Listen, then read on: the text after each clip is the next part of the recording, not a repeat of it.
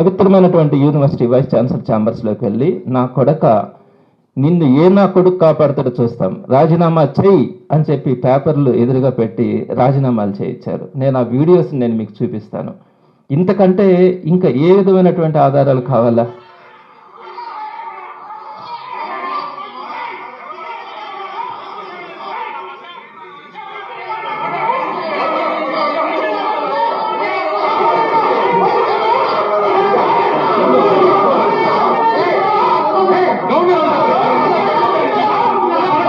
ఆ విధంగా మాట్లాడిన తర్వాత ఆయన రాజీనామా చేసి వెళ్ళిపోయాడు.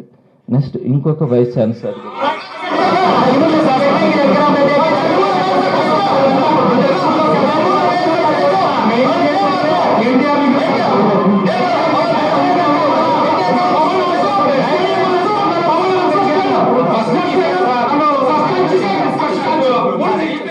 ఈ విధంగా ప్రతి యూనివర్సిటీలో కూడా వైస్ ఛాన్సలర్ ఛాంబర్లోకి వెళ్ళి రౌడీలాగా ప్రవర్తించి నా కొడక పెడతావా పెట్టవా అని చెప్పి మాట్లాడితే మనం మాట్లాడుకోవడానికే సిగ్గుపెడతా ఉన్నాం.